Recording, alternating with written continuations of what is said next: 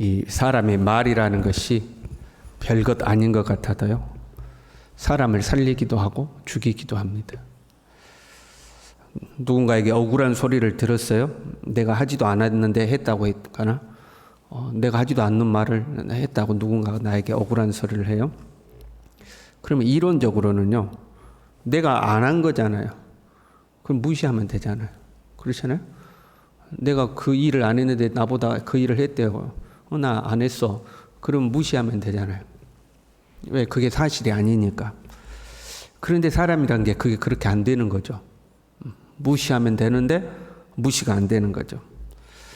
사실이라도 속상한 말이 있잖아요. 그게 정말 사실이 맞아. 그런데 누군가가 그런 말을 하고 다니면 속상할 때 있잖아요. 그런데 사실이 아닌 말을 사실이라고 말하고 다녀요. 그러면 이제 정말 억울한 거죠. 나는 그거 사실 아니야? 그럼 나 무시할 거야? 이게 안 되는 거잖아요. 어떤 사람은 그런 말에 상처를 받아서 끙끙 앓다가 병이 드는 사람도 있죠. 속으로 병이 드는 거잖아요. 야고보서 3장 6절에요. 혀는 곧 불이요 불의의 세계라. 혀는 우리 지체 중에서 온몸을 더럽히고 삶의 수레바퀴를 불사르나니 그 사르는 것이 지옥불에서 나느니라. 혀가 얼마나 무서운지 지옥불로 비유를 하고 있어요. 생애 전체를 불살라 버린다 하는 거죠. 한편 이 말이라는 것은 속일 수가 없습니다. 그 마음에 가득한 것이 결국 말로 나오게 되어 있죠. 겉으로 안 그런 척해도 결국에는 자기 속에 있는 생각이 말로 나오게 되어 있어요. 아무리 혀를 지키려고 해도 이게 안 지켜지는 거죠. 만일 말에 실수가 없는 자라면 곧 온전한 사람이라 그랬어요. 그래서 결국에는 말로 나오게 되어 있다는 거죠. 본문의 이스라엘 백성들도 그 마음에 있던 것들이 이제 말로 튀어나오게 되었어요. 어떤 말을 했냐면 모든 악을 행하는 자는 여호와의 눈에 좋게 보이며 그에게 기쁨이 된다. 무슨 말이냐면 하나님은 악을 행하는 자를 예쁘게 보신다 그런 말이에요. 악한 자를 하나님이 기뻐하신다. 비꼬아서 하는 말이 하나님은 악한 자를 좋아하시나 봐. 하나님 악한 자를 기뻐하시나 봐. 이제 이렇게 비꼬아서 하는 말이에요. 정의의 하나님이 어디 계시냐? 불신의 소리죠. 정말로 하나님은 정의의 하나님 맞냐? 불신의 소리죠. 이스라엘 백성들 마음에 이런 생각이 가득한 것. 말로서 튀어나온 거죠. 그 소리를 하나님이 들으셨어요. 근데 하나님도 마치 우리 사람처럼 괴로워하신 거예요.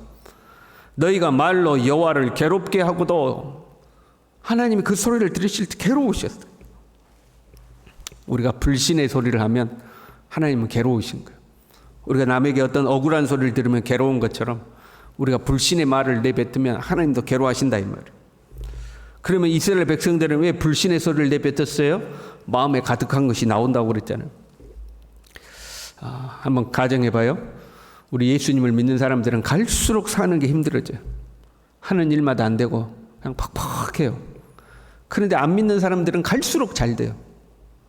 그럼 여러분 우리 속이 어떻겠어요? 속이 상하지 않겠어요?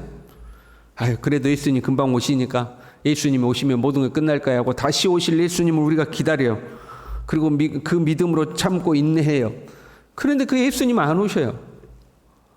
그리고 오히려 교회를 떠나는 사람들, 악한 사람들은 오히려 잘 된다 이 말이에요. 그게 이제 속이 뒤집어지는 거죠. 지금 이스라엘 백성들 상황이 그래요. 포로 귀환만 하면, 성전만 건축하면, 성벽만 재건하면 메시아 왕국이 이루어질 걸 기대했어요. 메시아 왕국이 이루어질 것이다. 또 그것이 선지자들을 통해서 끊임없이 전달된 애언의 말씀이었어요. 그 메시아 왕국이 이루어지면 이방 나라가 심판을 받을 것이다.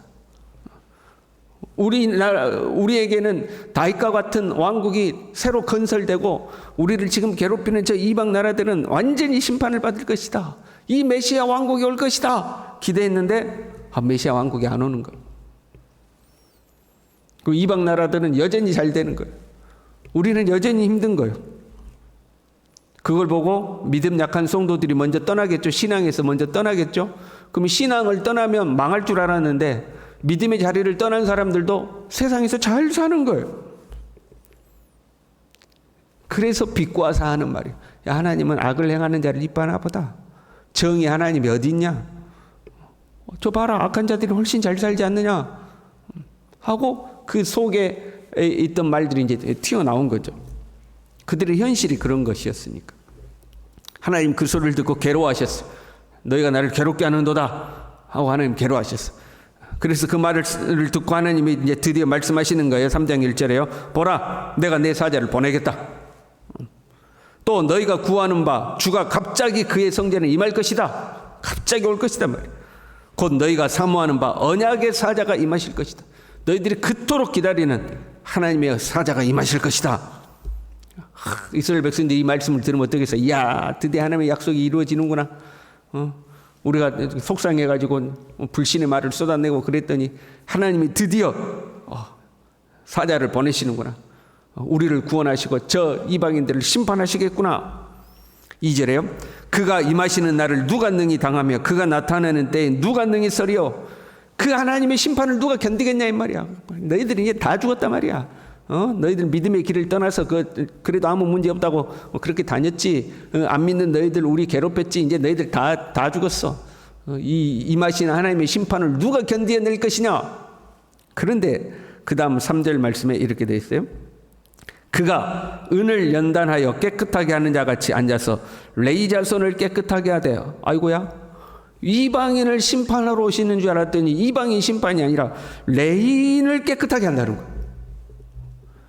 그토록 기다리던 여호와의 사자를 너희에게 보내겠다 그래놓고 이제 이방인들 싹 다 심판하겠다 그 말씀을 하시는 게 아니라 레위인을 깨끗하게 하겠다. 하나님의 백성을 먼저 연단하겠다 하는 거예요. 우리가 알아야 될 것은요, 하나님의 심판은요 하나님의 백성들에게서부터 먼저 시작된다는 거예요. 왜 그럴까요? 그러면 알곡과 쭉정이는 교회 안에 존재하는 거예요. 교회 밖은 다 쭉정이에요. 아니, 쭉정이도 아니에요. 그냥 잡초들이 있는 거죠.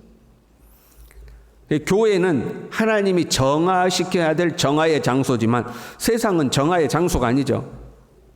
세상은 그냥 심판받는 장소예요. 그래서 하나님의 심판은 정화시키는 것부터 시작되는 거예요. 그 정화는 교회 안에서 시작되는 거죠. 3장 2절에요. 금을 연단하는 자의 불과 표백하는 자의 잿물과 같을 것이다 그랬어요. 그래서 연단을 받으면 어떻게 해요? 레위 자손을 깨끗하게 한다는 거예요. 금을 연단하는 자의 불과 표백하는 자의 잿물같이 연단해서 레위인을 깨끗하게 한다. 연단이라는 것은 단단하게 만드는 것이 아니라 깨끗하게 만드는 거예요. 하나님의 연단은, 하나님의 심판은 하나님의 백성들을 깨끗하게 만드는 거예요. 메시아 왕국이라는 것은 이스라엘 백성들이 그토록 기다리는 메시아 왕국은 이방인을 멸망함으로써 얻어지는 것이 아니라 하나님의 백성을 깨끗하게 함으로써 이루어지는 거예요. 우리 안에 이루어질 하나님의 나라는 안 믿는 사람들을 심판해서 이루어지기보다는, 물론 최후 심판은 그렇게 되겠죠. 그보다는 먼저 믿는 우리가 하나님 앞에 거룩하게 될 때 우리 안에 하나님의 나라가 이루어진다 이 말이에요. 우리 자신을 하나님은 먼저 깨끗하게 만드는 거예요. 하나님의 나라가 부강해짐으로써 이루어지는 것이 아니라 거룩을 회복함으로써 이루어진다 이 말이에요. 내가 부자 되고 내가 성공하고 내가 높은 자리에 올라가서 하나님의 나라가 이루어지는 것이 아니라 내가 하나님 앞에 거룩하고 깨끗해짐으로 하나님의 말씀으로 돌아감으로 내 삶에 하나님의 나라가 이루어진다. 하나님은 그걸 연단하신다는 거예요.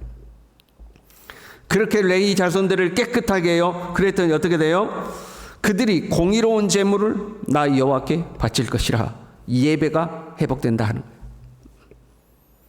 지금 이스라엘 백성들이 예배를 멸시하잖아요. 우습게 알고 번거롭다고 코웃음치고. 그런데 그들을 깨끗하게 했더니 어떻게 돼요? 공의로운 제물을 하나님께 바칠 것이다. 병든 것, 눈먼 것, 저는 것 이런 거 가지고 와서 하나님 앞에 드렸는데 그게 아니고 공의로운 제물, 하나님이 받으실 만한 제물을 하나님께 바친다는 거예요. 깨끗해진 사람의 특징은 예배를 회복해요. 하나님 앞에 거룩을 회복한 사람은 예배 드리는 태도를 바꾸는 거죠. 그리고 그렇게 하나님의 백성들을 정화시킨 다음에 심판이 이루어지죠. 5절에요. 점치는 자에게와 간음하는 자에게와 거짓 맹세하는 자에게와 품꾼의 삭세에 대하여 억울하게 하며 과부와 과를 압제하며 나그네를 억울하게 하며 나를 경외하지 아니한 자들, 이들을 하나님이 심판하겠다는 거예요. 이들은 어떤 사람들이요? 이들 때문에 하나님의 사람들 마음 가운데 어떤 생각이 들었어요? 모든 악을 행하는 자는 여호와 눈에 좋게 보이며 그에게 기쁨이 된다. 그 말이 나오게 되었어요. 그 말로 하나님을 괴롭게 됐어요. 왜? 점치는 자를 봤더니 잘 살아. 간음하는 자를 봤더니 잘 살아. 거짓 맹세하는 사람을 봤더니 잘 살아. 품꾼을 억울하게 하는 사람을 봤더니 잘 살아. 고아와 과부와 나그네를 괴롭히는 사람들을 봤더니 잘 살아. 믿음의 길을 떠나서 그렇게 사는 사람들을 봤더니 잘 살아. 그랬더니 믿는 자들 속에서 어떤 말이 나와요? 하나님은 악을 행하는 자를 기뻐하고 좋아하신다. 그 말이 나오겠단 말이에요. 믿는 자들에게 그런 말이 나오도록 했던 사람들 하나님이 그 다음에 심판을 하시는 거죠. 원인 제공자들이죠. 여러분, 우리가 우리의 현실에서요, 우리의 마음에 불신이 생기려고 하는 순간들이 있잖아요. 하나님은 저런 사람을 더 예뻐하나 봐. 이제 이런 마음이요. 그 순간이 우리가 연단받는 순간임을 기억해야 돼요. 지금 이스라엘 백성들은 현실이 그러니까 입술로 불신의 말을 쏟아냈다고 생각하지만 사실은 하나님이 그들을 연단하고 있는 거죠.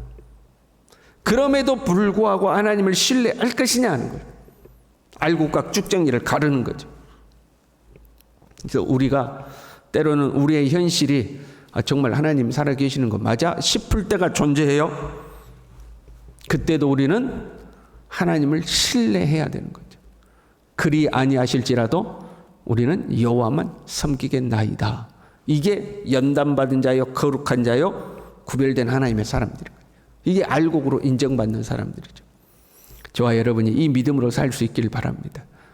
현실이 우리 생각과 다를지라도 우리는 살아계신 하나님을 끝까지 신뢰하고 정금과 같은 믿음으로 살아갈 수 있기를 바랍니다. 기도하겠습니다.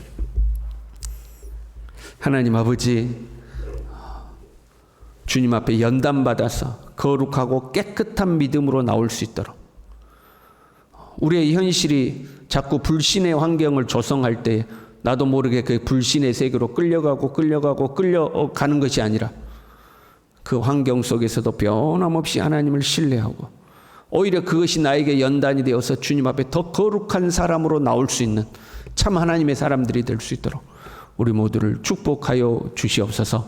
예수님의 이름으로 기도 올리옵나이다. 아멘.